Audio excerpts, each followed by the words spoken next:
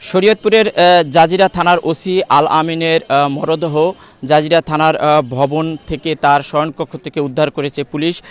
প্রাথমিকভাবে police super নিশ্চিত করেছেন যে এটি আত্মহত্যা বলে তিনি নিশ্চিত করেছেন এবং এর পরপরই শরীয়তপুরের পুলিশের যেই হাসপাতালের চিকিৎসক রয়েছেন মনিরুল ইসলাম, সেই মনিরুল ইসলামও লাশ দেখেছেন এবং সেই মরদেহ দেখে তিনি আমাদেরকে জানিয়েছেন যে মরদেহটি মূলত তার শয়নকক্ষের জানালার সাথে গামছা পেঁচানো অবস্থায় ছিল এবং ঝুলছিল।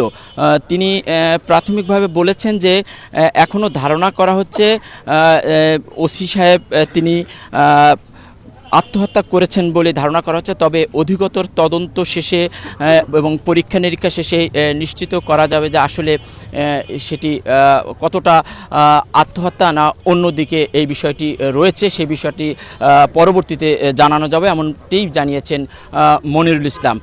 আমরা সকালেই আমরা দুপুরের পর থেকেই এই গুঞ্জন শুনতে পাই এবং এরপর থেকে নিশ্চিত হতে পারি যে একটার কিছু পরেই এই ঘটনাটি প্রচার পায় এবং আমরা ঘটনাস্থলে এসে দেখি যে পুলিশের যেই থানার মূল গেটটি রয়েছে সেই ফটকটি কিন্তু আটকে রাখা হয়েছে এবং ভেতরে পুলিশ সুপার, জেলা প্রশাসক সহ পুলিশের ঊর্ধ্বতন কর্মকর্তারা প্রবেশ করেছেন। তারা আলামত দেখছেন এবং তারা অপেক্ষা করেছেন যে এটা চিকিৎসক এবং তাদের অধিকতর তদন্ত করার পরেই তিনি গণমাধ্যম কর্মীদের সেখানে প্রবেশ করাবেন। তো এই মুহূর্তে আসলে পুরোপুরি একটি টানটান উত্তেজনা বিরাজ করছে স্থানীয়দের মাঝে। আমরা দেখছি যে পুরো নিরাপত্তা ব্যবস্থা রাখা হয়েছে জাজিরা থানার ভিতরে এবং জাজিরা থানার গেটে কিন্তু আসলে অপেক্ষমান মানুষ অপেক্ষা করছে বিষয়টি জানার জন্য। আসলে দুপুরের পর থেকেই বিষয়টি নিয়ে রহস্য সৃষ্টি হয় এবং এই রহস্য মানুষের মাঝে কিন্তু আরও বেশ উদ্বেগের বিষয় হয়ে দাঁড়ায়, যেহেতু জাজিরা থানার একজন ঊর্ধ্বতন কর্মকর্তা আর মৃত্যু এমনটা তারা শুনতে পাচ্ছেন। আসলে বিষয়টা কতটা সঠিক এবং কি ধরনের ঘটনা ঘটেছে এজন্য কিন্তু জাজিরা থানার সামনে কিন্তু উন্মুখ দর্শনার্থী বা মানুষ কিন্তু ভিড় করেছেন। তারা কিন্তু জানার অপেক্ষা করেছেন যে আসলে বিষয়টা কোন দিকে যাচ্ছে। তো এই আলামিন শরীয়তপুরে জাজিরা থানায় গত বছর অর্থাৎ 2024 সালের অক্টোবরের 14 তারিখ এখানে যোগদান করেন এবং যোগদানের পর থেকেই তিনি তার কাজে কিন্তু নিয়োজিত ছিলেন।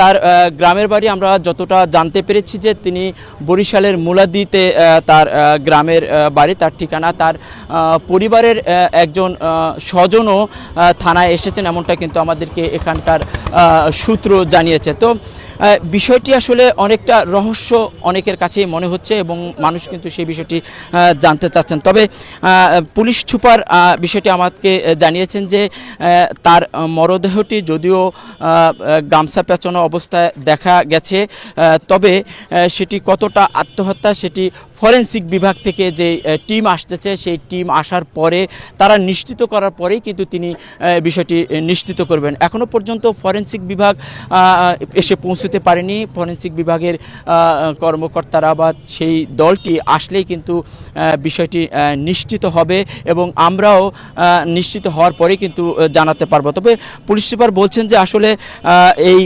ঘটনার সুষ্ঠু তদন্তের জন্য এই মুহূর্তে জনসাধারণ এবং গণমাধ্যম কর্মীদের কিন্তু ভিতরে প্রবেশ করতে দেওয়া হচ্ছে না।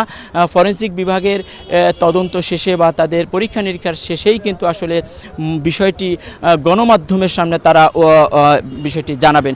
ধীরে ধীরে বিষয়টি কিন্তু শরীয়তপুরের মধ্যে এটি ছড়িয়ে গেছে এবং মানুষ কিন্তু বিভিন্ন থানা থেকে বিভিন্ন উপজেলা থেকেও কিন্তু এখানে আসছেন। সবারই ভিতরে একটা জানার ইচ্ছা আসলে কেন এই মৃত্যু।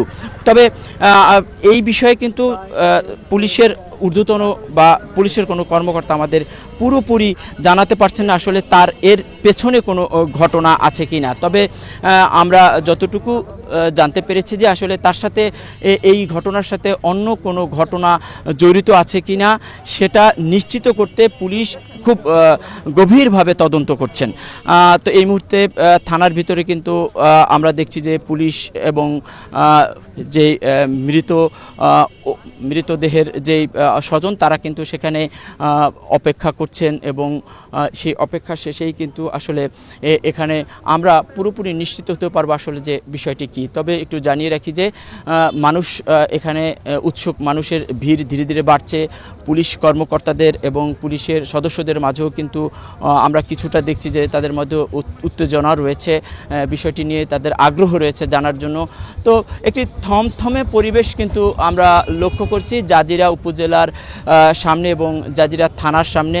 আমরা গণমাধ্যম কর্মীরা অপেক্ষায় রয়েছি যে পুলিশের ঊর্ধ্বতন কর্মকর্তারা এই ঘটনার আমাদেরকে কি জানায়। তো সেই পর্যন্ত আমরা আসলে অপেক্ষা করছি এবং সেই অপেক্ষা শেষেই পরবর্তী সংবাদে আমরা পরবর্তী এই ঘটনার বিস্তারিত জানাতে পারবো। তো এই ছিল আমার কাছে শরীয়তপুরের জাজিরার ওসি আলামিনের যেই মৃত্যু, সেই মৃত্যু নিয়ে সর্বশেষ তথ্য।